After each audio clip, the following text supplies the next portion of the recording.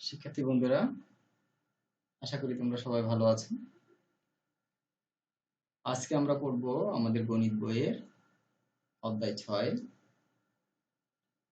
সরল সহগ সমীকরণ। আশা করি তোমরা তোমাদের বই, খাতা এবং কলম নিয়ে টেবিলে বসেছ। তাহলে দেখো, আমরা তোমাদের বোঝার সুবিধার জন্য আমি তোমাদের এই অধ্যায়টিকে 3টি ভাগে ভাগ করেছি। আজকে আমরা এর প্রথম ভাগটি পড়ব। তাহলে পাঠ শিরোনাম হচ্ছে সরল সহগ সমীকরণ। একটু খেয়াল করো, প্রথমত আমাদেরকে জানতে হবে সমীকরণ কাকে বলে, দ্বিতীয়ত জানতে হবে সরল সমীকরণ কাকে বলে, এবং তৃতীয়ত জানতে হবে সহজ সমীকরণ কাকে বলে। যদি আমরা এই 3টি জিনিস সম্পর্কে ভালো একটা ধারণা পাই, তাহলে এই পুরো চ্যাপ্টারটা আমাদের খুব সহজ মনে হবে এবং ভবিষ্যতে তোমাদের কাজে লাগবে বলে আমি আশা করছি। তাহলে আসো আমরা এবার দেখি 1 নম্বরে আছে কি সমীকরণ। সমীকরণ কাকে বলে? এটা অবশ্যই আমরা ইতিপূর্বে 6ষ্ঠ শ্রেণীতে পড়েছি, তবুও তোমরা অনেকে ভুলে যেতে পারো, এই জন্য আমরা এটা আরেকবার আলোচনা করছি। দেখো তাহলে, চলক, প্রক্রিয়া চিহ্ন, প্রতীক ও সমান চিহ্ন যুক্ত গাণিতিক বাক্যকে সমীকরণ বলে। চলক, প্রক্রিয়া চিহ্ন, প্রতীক ও সমান চিহ্ন যুক্ত গাণিতিক বাক্যকে সমীকরণ বলে। অর্থাৎ আমরা এখানে দেখতে পাচ্ছি যে সমীকরণের মধ্যে 4টি উপাদান বিদ্যমান এবং এই 4টা উপাদানের সাথে আমাদের পরিচয় থাকতে হবে। অর্থাৎ এই 4টা উপাদান আমি জানতে হবে, তখনই আমার কাছে সমীকরণের সংজ্ঞাটি সহজ হবে এবং সমীকরণ গঠন করতে পারবো আমরা সহজে। এবার দেখো, চলক। চলক কাকে বলে? চলক বলা হয় যে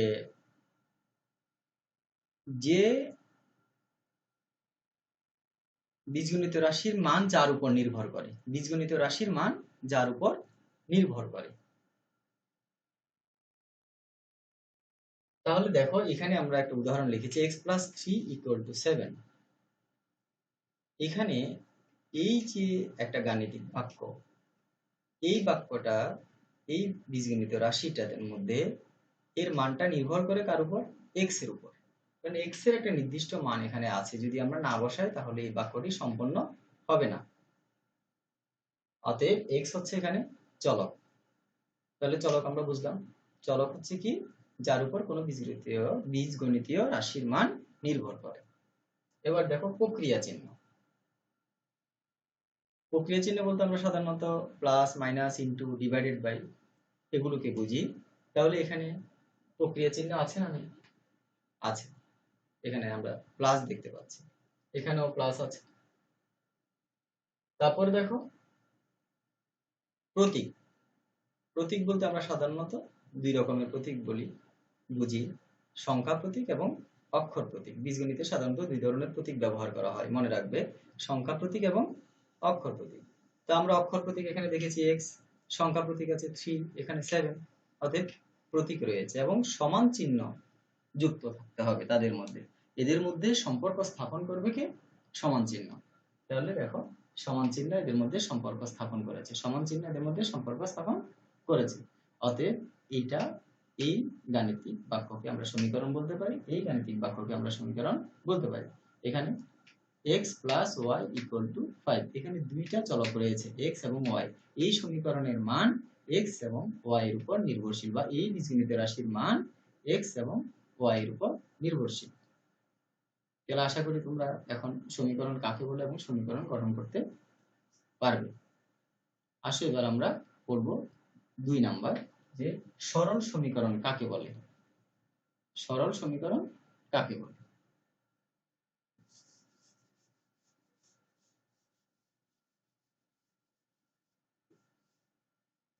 আমি এর আগে যে সংজ্ঞাটা লিখেছি এখানে লিখে রেখেছি, এটার মধ্যে একটু খেয়াল করো। যে সমীকরণে চলকের সর্বোচ্চ ঘাত 1 থাকে তাকে সরল সমীকরণ বলে।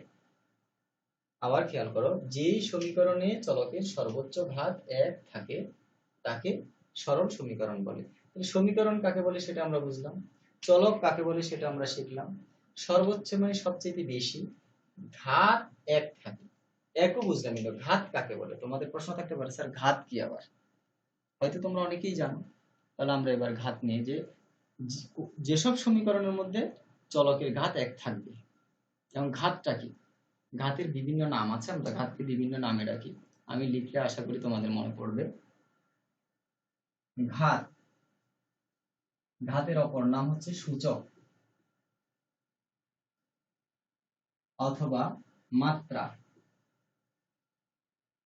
অথবা পাওয়ার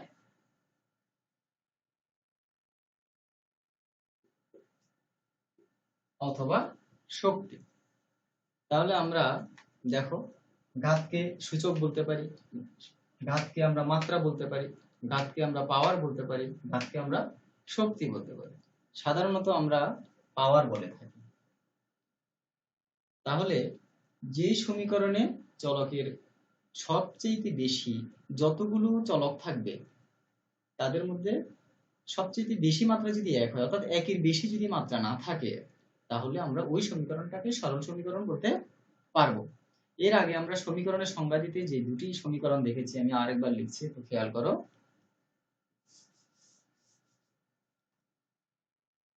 x plus 3 equal to 7। দেখো এখানে চলক হচ্ছে x, তার মাত্রা, তাহলে এর মাত্রা বা ঘাত, এর ঘাত বা পাওয়ার, পাওয়ার কত? কিছু নেই, কিছু না থাকলেও সেখানে আমরা ধরে নিতে হবে তার মাত্রা হচ্ছে বা ঘাত হচ্ছে 1। তাহলে এখানে চলকের সবচেয়ে বড়, অর্থাৎ এখানে একটাই চলক আছে এবং তার ঘাত হচ্ছে 1, অতএব এটা একটা সরল সমীকরণ। দ্বিতীয় সমীকরণ আমরা দেখেছিলাম যে x plus y equal to 5। এখানে আমরা দেখলাম x এর চলক 1, এখানেও y এর চলক 1, অতএব আমরা এটাকেও একটা সরল সমীকরণ বলতে পারি। অনেকেই তোমাদের হয়তো মনে আসবে, স্যার এখানে x এর ঘাত হচ্ছে 1, এখানে y এর ঘাত 1, তাহলে একে একে যোগ করে 2 হবে না। মনে রাখবে পদ আলাদা, অর্থাৎ প্রত্যেকটা পদের, যেমন এটা x টা এই একটা পদ, এই একটা পদ, এখানেও 1 এখানেও 1, দুইটার কিন্তু যোগ হবে না, কোনো পদের সাথে কোনো পদের যোগ হবে না। যেই পদের মধ্যে সবচেয়ে তার মধ্যে ঘাত কত, প্রত্যেকটা পদের আমরা ঘাত দেব। যদি আমরা দেখি যে, যেমন আমি আরেকটা সমীকরণ এখানে লিখি যে x square plus 4x equal to 10। মনে করেন এরকম একটা সমীকরণ আমি এখানে লিখলাম। তাহলে এখানে দেখো, এখানে চলকে x, এখানে সবচেয়ে বেশি ঘাত কত? এই পদের মধ্যে তার ঘাত হচ্ছে 1, আর এই পদের মধ্যে তার ঘাত হচ্ছে 2। তাহলে এই সমীকরণের মধ্যে সর্বোচ্চ ঘাত হচ্ছে 2। তাহলে এটাকে আমরা সরল সমীকরণ বলতে পারবো না, এটা দ্বিঘাত সমীকরণ। এটা হচ্ছে দ্বিঘাত সমীকরণ, অর্থাৎ যার ঘাত 2, সর্বোচ্চ ঘাত 2। আশা করি তোমরা সরল সমীকরণ সম্পর্কে মোটামুটি ধারণা হয়েছে। দেখো এখানে আমি আরো কয়েকটি উদাহরণ তোমাদের বোঝার সুবিধার্থে দিয়েছি। x plus 3 equal to 7, যেটা নিয়ে আমরা এর আগে আলোচনা করেছিলাম। তারপর দেখো x plus 4y minus 1 equal to 0। এখানে দেখো দুটা চলক রয়েছে, একটা হচ্ছে x, একটা হচ্ছে y। এটা একটা পদ, এটা একটা পদ। তাহলে দেখো এখানে x এর ঘাত হলো কত? 1। এখানে y এর ঘাত কত? 1। অনেকে আবার বলবে না ভুল করে যে 4, 4টা হচ্ছে তার সহগ। সহগ এবং ঘাত এক কথা নয়, ঘাত থাকবে মাথার উপরে ডানে, আর সহগ হচ্ছে তার পাশে গুণ সম্পর্কে। তাহলে দেখো এখানে x, এই পদের মধ্যে চলক হচ্ছে একটা x এবং তার সর্বোচ্চ ঘাত, অর্থাৎ তার ঘাত হচ্ছে 1, এবং এখানে y এর ঘাতও কত? 1। তাহলে সব এইখানে যতটা পদ আছে এবং যতটি পদের মধ্যে চলক রয়েছে, সেই চলকের সবচেয়ে বেশি ঘাত হলো 1। অতএব আমরা এটা একঘাত বা সরল সমীকরণ একঘাত বিশিষ্ট সমীকরণ বা সরল সমীকরণ বলবো। নিচের সমীকরণ যেটা আমরা কিছুক্ষণ আগে আলোচনা করেছিলাম। তাহলে আশা করি তোমরা বুঝতে পেরেছো যে সমীকরণ কাকে বলে এবং সরল সমীকরণ কাকে বলে, এবং সমীকরণ ও সরল সমীকরণ নিশ্চয়ই তোমরা গঠন করতে পারবে। এবার আসো আমরা নাম্বার 3 এটা নিয়ে আলোচনা করব যে সহজ সমীকরণ কাকে বলে। এতক্ষণ শিখলাম সমীকরণ, সরল সমীকরণ, এখন আমরা শিখব যে সহজ সমীকরণ কাকে বলে।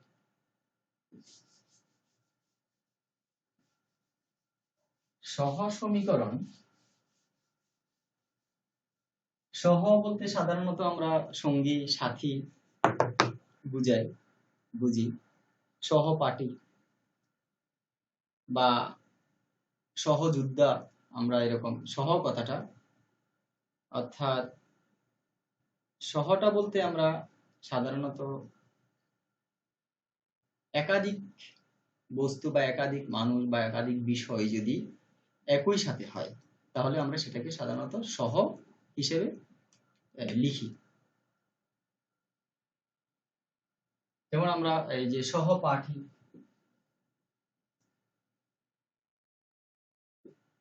তো সহপাঠী কাকে বলি? যে আমার সমবয়স্ক বা আমার সাথে চলাফেরা করে, আমার একই শ্রেণীর, সেটাকে আমরা কি বলি? সহপাঠী। তারপরে সহযোদ্ধা, আমরা বলি যে সহযোদ্ধা, অর্থাৎ একই সাথে কোনো বিষয় নিয়ে বা একই সাথে যুদ্ধ করা, কোনো একটা বিষয় নিয়ে একই সাথে আন্দোলন করা, এটাকে আমরা বলি কি? সহযোদ্ধা, একই সাথে যারা থাকে। ঠিক সহ সমীকরণ বলতে আমরা যে সমীকরণ, তাহলে বোঝা গেল যে একাধিক সমীকরণ সেখানে, অর্থাৎ একের অধিক সমীকরণ।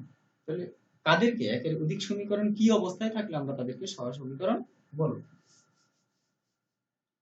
খেয়াল করো, সহ সমীকরণের সংজ্ঞা হতে আমরা দেখতে পাই যে চলকের মান দ্বারা যদি কোনো একটি নির্দিষ্ট মান দ্বারা যদি চলকের কোনো একটি নির্দিষ্ট মান দ্বারা যদি একাধিক সমীকরণ সিদ্ধ হয়, চলকের কোনো একটা নির্দিষ্ট মান দ্বারা যদি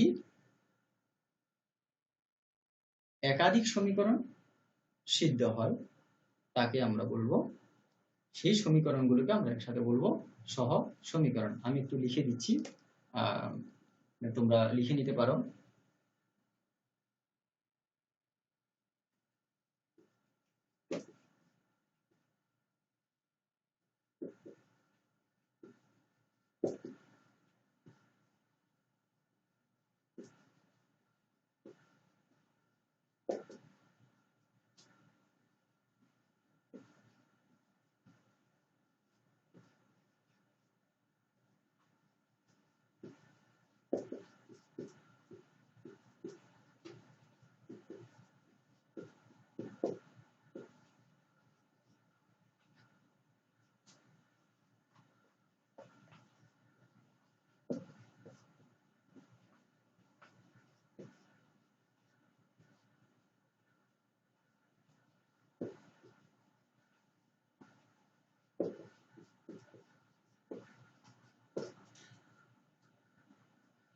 তোমরা পরেও লিখতে পারবে, একটু খেয়াল করো। যদি একাধিক সমীকরণ চলকের কোনো মান দ্বারা যদি একাধিক সমীকরণ সিদ্ধ হয়, তাহলে ওই সমীকরণ সমূহকে সহ সমীকরণ বলে।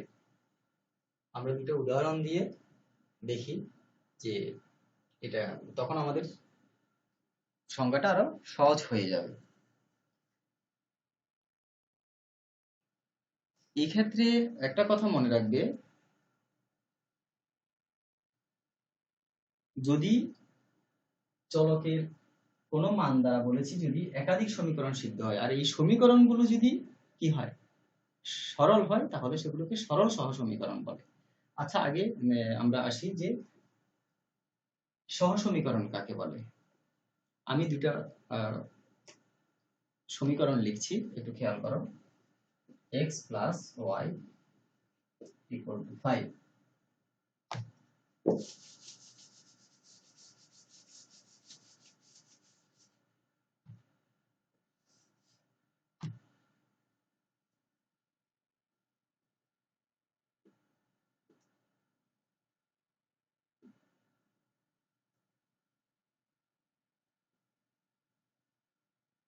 একটু তোমরা খেয়াল করো, দেখো এখানে আমি উপরে দুটি সমীকরণ লিখেছি, একটা হচ্ছে x plus y equal to 5 আর একটা হচ্ছে x minus y equal to 3। এখন দেখো এই এখানে x এবং y এর একটা নির্দিষ্ট মান আছে, যাদের মান উভয়টাকে যদি আমরা যোগ করি তাহলে তার মান কত হবে? 5 হবে। আর এখানে x এবং y এর নির্দিষ্ট দুটি মান আছে, যেখানে x থেকে y বাদ দিলে তার মান কত হবে? 3 হবে। x এর মান থেকে y এর মান যদি আমরা বাদ দিই তাহলে তার মান হবে 3। এখন দেখো এখানে আমরা অনেকগুলো মান বসাতে পারি, খেয়াল করো 4 প্লাস 1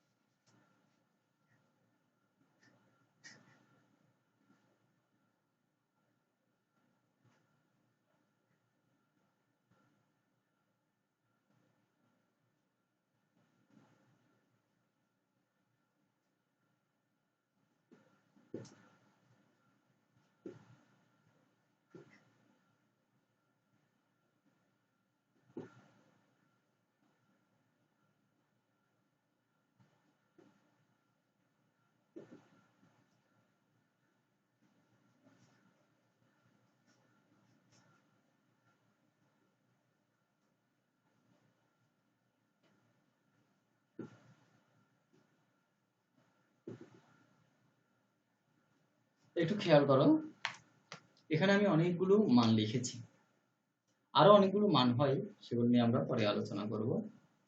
একটু খেয়াল করো x plus y equal to 5, অর্থাৎ x এবং y এর মানকে যদি আমরা যোগ করি তাহলে দুইটি মিলে কত হবে? 5 হবে। এখন দেখো এখানে অনেকগুলো মান হয়, এই সত্যি কিন্তু অনেকগুলো মান আমরা ব্যবহার করতে পারি। x এর মান যদি 4 হয়, y এর মান যদি 1 হয় তাহলে সেটা 5 হবে। আবার x এর মান যদি 1 হয়, y এর মান যদি 4 হয়, তাও কত হবে? 5 হবে। আবার x এর মান যদি 3 হয়, y এর মান যদি 2 হয়, তাও তাদের যোগফল 5 হবে। আবার x এর মান যদি 2 হয়, y এর মান যদি 3 হয়, তাও তাদের মান যোগ করলে 5 হবে। আবার x এর মান যদি 5 হয় এবং y সমান যদি 0 হয়, তাহলে 5 হবে। আবার x এর মান 0 হলে y এর মান যদি 5 হয়, তাও 5 হবে। তাহলে অনেকগুলো মান এখানে এই সমীকরণটাকে সিদ্ধ করে, অর্থাৎ x এবং y এর ভিন্ন ভিন্ন মান বসানোর ফলে আমরা যেগুলো পেয়েছি। এছাড়াও আরো অনেক মান আছে, তাহলে আমরা আপাতত এগুলো দেখি যেগুলো সিদ্ধ করে। এবার এখানে দেখো x minus y equal to 3, এখানে দেখো আমরা কি মান বসাচ্ছি, যদি x এর মান 4 হয়, y এর মান যদি 1 হয়, তাহলে 4 থেকে 1 গেলে 3। এখানে লেখা আছে যে সত্য হচ্ছে x থেকে y বাদ দিলে সেটা মান 3 হবে। তাহলে দেখো 5 minus 2, অর্থাৎ x এর মান 5 হলে y এর মান যদি 2 হয় তাহলে 3 হবে। x এর মান 6 হলে y এর মান 3 হলে তাহলে সেটার মান 3 হবে। তাহলে x এর মান যদি 7 হয়, y এর মান তাহলে 4 হলে তাহলে এর মান হবে 3। x এর মান যদি 3, এরকম 8 থেকে 5 দিলে, 9 থেকে 6 দিলে এরকম অগণিত। তাহলে এরকম আমরা সর্বশেষ একটা লিখলাম যে 3, এরকম ডট দিয়ে বোঝানো হলো যে এটা অগণিত মান এরকম আছে। কিন্তু এই দুটো সমীকরণের মধ্যে একটা জায়গায় মিল আছে, একটু ভালো করে খেয়াল করে দেখো তোমরা, এই দুটো সমীকরণের এক জায়গায় কিন্তু মিল আছে। দেখো কোন মানটা যে উভয় জায়গার মধ্যে রয়েছে, একটু খেয়াল করো যে x এর মান 4 এবং y এর মান 1। একটু খেয়াল করো x এর মান 4, y এর মান 1। এখানে x এর মান 4, y এর মান 1, তাহলে সেটার মান এখানে 3 হবে। এই দুইটা মান এখানে এটাকে সিদ্ধ করে। তুমি এখানে কেউ যদি বলে যে স্যার এখানে 5 এবং 0 আছে, এখানেও তো 5 আছে, 2 আছে, না, এখানে x এর মান যা, এখানে x এর মান ঠিক তা, এখানে y এর মান যা, এখানে y এর মান তা।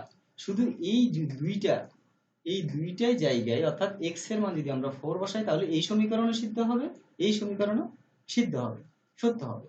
আবার y এর মান 1 হলে এই সমীকরণ সিদ্ধ হবে, এই সমীকরণ সিদ্ধ হবে, অর্থাৎ x এবং y এর মান। তাহলে আমরা পেলাম x যদি 4 এবং y যদি 1 বসানো হয় তাহলে উভয় সমীকরণের মান সঠিক, অর্থাৎ উভয় সমীকরণ সিদ্ধ হয়। অতএব আমরা এই দুটো সমীকরণকে সহ সমীকরণ বলতে পারি। তাহলে এই নিচে তোমরা বুঝেছো এখন যে সহ সমীকরণ কাকে বলে। এবার আমরা আমাদের সংজ্ঞার সাথে মিলিয়ে নিই, একটু ভালো করে খেয়াল করো। চলকের কোনো মান দ্বারা যদি একাধিক সমীকরণ সিদ্ধ হয় তাহলে ওই সমীকরণ সমূহকে সহ সমীকরণ বলে।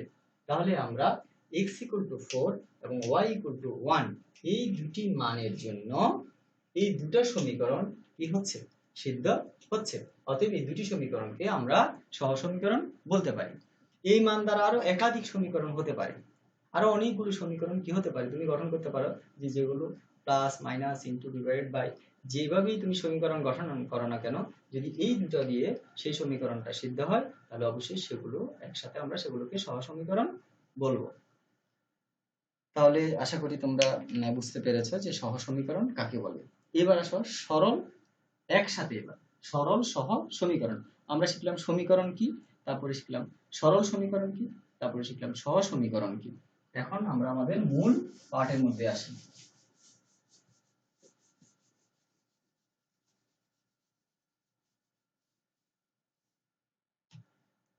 তাহলে এবার আসবো যে সরল সহ সমীকরণ। তাহলে দেখো সমীকরণ কাকে বলে আমরা শিখলাম, সরল সমীকরণ কাকে বলে শিখলাম, সহ সমীকরণ কাকে বলে শিখলাম। এবার হচ্ছে সরল সহ সমীকরণ, তিনটা একসাথে যদি আমরা করি তাহলে কোন মান দ্বারা যদি একাধিক সমীকরণ কোন চলকের নির্দিষ্ট মান দ্বারা বা চলকের কোন নির্দিষ্ট মান দ্বারা যদি একাধিক সমীকরণে সিদ্ধ হয় তাহলে ওই সমীকরণগুলোকে আমরা বলবো সহ সমীকরণ। আর ওই সহ সমীকরণগুলো যদি সরল হয়, সরল সমীকরণ হয়, যেমন আমরা এখানে যে দুইটা আমরা সহ সমীকরণ হিসেবে পেয়েছি সেটা হচ্ছে যে x + y = 5 এবং x - y = 3, এই দুটো হচ্ছে কি সহ সমীকরণ। এই দুটো হচ্ছে কি সহ সমীকরণ। কখন? কারণ x = 4 এবং y = 1 এই শর্তে। এখন এই দুটো দেখো যে এটাও একটা সরল সমীকরণ, এটাও একটা সরল সমীকরণ, অতএব আমরা এটাকে বলতে পারি সরল সহ সমীকরণ। সরল সহ সমীকরণ আমাদের পাঠটা হচ্ছে এটাই। তাহলে আশা করি তোমরা এই সম্পর্কে মোটামুটি বুঝতে পেরেছো এবং তোমাদের একটা ধারণা হয়েছে। আসো এবার আমরা আরো কিছু জিনিস একটু শিখতে চেষ্টা করি। সহ সমীকরণের মূল বা সমাধান। দেখো এই যে আমরা যে দুটো মান পেয়েছি x = 4 y = 1, এই x = 4 এবং y = 1 এই মানটা দ্বারা এই দুটো সমীকরণ সিদ্ধ হয়। অতএব এই দুটাকে এই সমীকরণ দ্বয়ের মূল বা বীজ বলা হয় বা মূল বা সমাধান বলা হয়। অর্থাৎ x = 4, x = 4 এবং y = 1, এই 4 এবং 1 হচ্ছে এই দুটো সমীকরণের বীজ বা মূল বা সমাধান। বীজ বা মূল বা সমাধান আমরা সেটা বলতে পারি। অর্থাৎ আমরা এটাকে এইভাবে সংজ্ঞায়িত করতে পারি, একটু খেয়াল করো তোমরা, চলকের যে মান দ্বারা সমীকরণ সমূহ যুগপৎ সিদ্ধ হয়, সমীকরণ সমূহের যুগপৎ সিদ্ধ হয় সেটাকে কে আমরা ওই সমীকরণের মূল বা সমাধান বলবো। এই যুগপদ বলতে আমরা সাধারণত দেখো x ইকুয়াল টু 4, এটা equal to 1, y equal to 1, তাহলে হচ্ছে 4 প্লাস 1, তাহলে 4 প্লাস 1 ইকুয়াল টু কত? 4 প্লাস 1 ইকুয়াল টু 5, তাহলে 5 ইকুয়াল টু 5 বহুপদ সিদ্ধ হয়েছে। তাহলে উভয় পক্ষ সমান হলো কি দ্বারা? এই দুটি মান দ্বারা, অর্থাৎ x ইকুয়াল টু 4 এবং y ইকুয়াল টু 1, এই দুটি বীজ দ্বারা। তাহলে এটাকে আমরা এই সমীকরণ সমূহের মূল বা সমাধান বলবো। এদেরকে লেখা হয় কিভাবে? আমরা যদি এটা লিখি যে দুটো সমীকরণের, এটাকে লিখবো কিভাবে আমরা? দেখো x plus y equal to 5, x minus y equal to 3, তখন x equal to 4, y equal to 1, এই শর্তে। তাহলে আমরা এটাকে লিখবো কিভাবে? x, y equal to 4, 1, আমরা এটাকে সমাধানটাকে লিখবো এভাবে। তাহলে এখানে বোঝা গেল কি x এর মান কত? 4 এবং y এর মান 1। আমরা এভাবে এটাকে, এই মূল বা বীজকে আমরা এভাবে লিখব। এখন দেখো আমরা দেখেছি যে অনেকগুলো সমীকরণ আমরা লিখেছি। এখানে দেখো এক চলক বিশিষ্ট সমীকরণ, দুই চলক বিশিষ্ট সমীকরণ। সমীকরণের মধ্যে এক চলক বিশিষ্ট আছে, একাধিক চলক বিশিষ্ট রয়েছে, শুধু দুই চলক বিশিষ্ট না, একাধিক চলক বিশিষ্ট রয়েছে। তাহলে একটু খেয়াল করো, সমীকরণ হতে হলে কমপক্ষে একটা চলক থাকতে হবে। চলক ছাড়া কোনো সমীকরণ হবে না, চলক বা গত রাশি ছাড়া কোনো সমীকরণ হবে না, এগুলো খেয়াল রাখবে। তাহলে কমপক্ষে একটা চলক থাকতে হবে। একের বেশিও চলক থাকতে পারে, সেটা দুইটা হতে পারে, তিনটা হতে পারে, চারটা হতে পারে। তো আমাদের অষ্টম শ্রেণীতে আমরা যেটা পড়বো সেখানে দুই চলক বিশিষ্ট সমীকরণ রয়েছে, এবং সেগুলো হচ্ছে সরল সমীকরণ, অর্থাৎ ঘাত যাদের এক কিন্তু চলক হচ্ছে দুইটা। এই দুই চলক বিশিষ্ট সমীকরণ সমূহের সমাধানের বিভিন্ন পদ্ধতি রয়েছে। তোমরা আরো উপরে ক্লাসে গেলে বিভিন্ন পদ্ধতি সম্পর্কে শিখবে।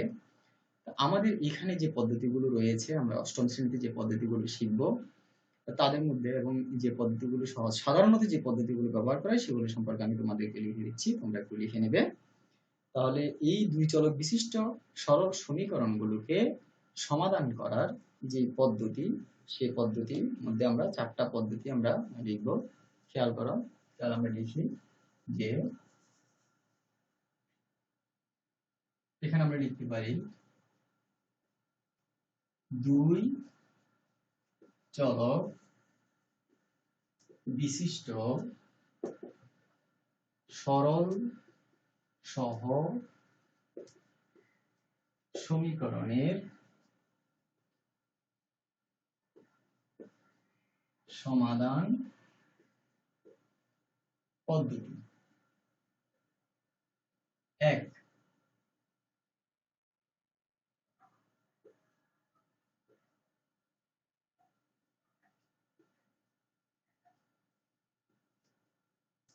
প্রতিস্থাপন পদ্ধতি। এটাকে সাধারণত বলা হয় মেথড অফ সাবস্টিটিউশন। লিখে নিতে পারো তোমরা, আমি লিখে দিচ্ছি।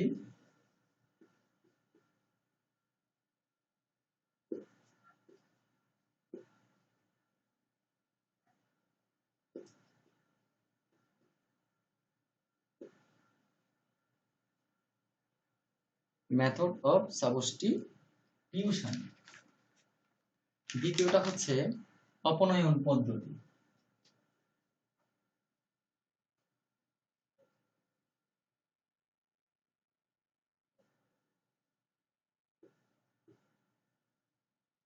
এটাকে ইংরেজিতে বলা হয় method of elimination. Method of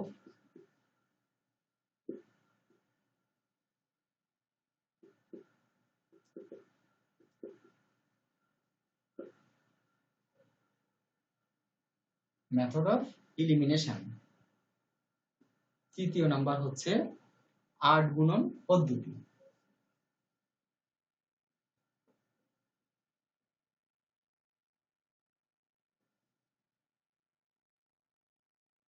এটাকে বলা হয়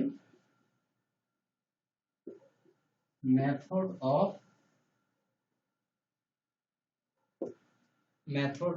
অফ মাল্টিপ্লিকেশন।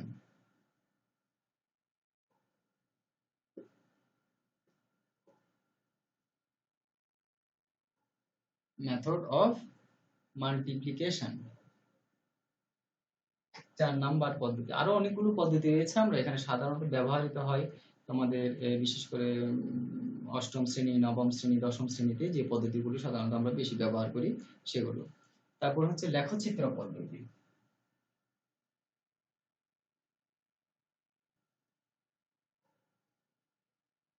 এটাকে ইংরেজিতে বলা হয়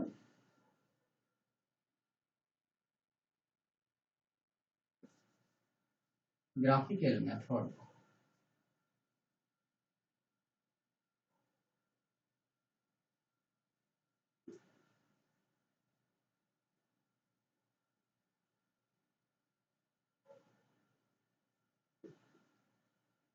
বা মেথড অফ গ্রাফিক্যাল মেথড বা মেথড অফ গ্রাফিক্যাল।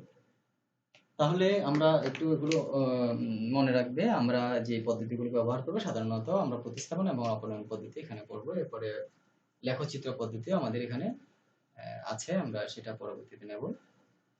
আমরা পরবর্তী পার্টে এগুলো নিয়ে আলোচনা করব। তাহলে আমরা কি দুই চলক বিশিষ্ট যে সরল সহ সমীকরণ নিয়ে আমরা আলোচনা করব, সেই সমীকরণগুলো কিভাবে আমরা সমাধান করব, সেই সমাধানের আমরা 4টি পদ্ধতি খুঁজে পেয়েছি। সেটা হচ্ছে একটা হচ্ছে প্রতিস্থাপন পদ্ধতি, মেথড অফ সাবস্টিটিউশন। দ্বিতীয়টা হচ্ছে অপনয়ন পদ্ধতি, মেথড অফ এলিমিনেশন।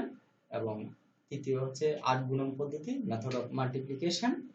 এবং 4 হচ্ছে লেখচিত্র পদ্ধতি, মেথড অফ গ্রাফিক্যাল মেথড। আশা করি তোমরা আমাদের পার্ট 1 এ মোটামুটি বুঝতে পেরেছ। যদি তোমরা এই পার্টটির কোনো একটি অংশ না বুঝো তাহলে আমাদের স্কুলের ওয়েবসাইটের ফিডব্যাক অংশে গিয়ে সেখানে তুমি লিখবে তোমার সমস্যাটাকে কোথায় কি হয়েছে, সেটা আশা করি আমরা পরবর্তী ক্লাসে বুঝে দেওয়ার চেষ্টা করব। তাহলে আজকে এ পর্যন্ত। সবাই ভালো থাকবে, সুস্থ থাকবে, নিরাপদে থাকবে এবং ঘরে থাকবে। যদি কোনো বিশেষ প্রয়োজনে বের হতে হয় তাহলে অবশ্যই স্বাস্থ্যবিধি মেনে চলবে, মাস্ক ব্যবহার করবে। ধন্যবাদ সবাইকে।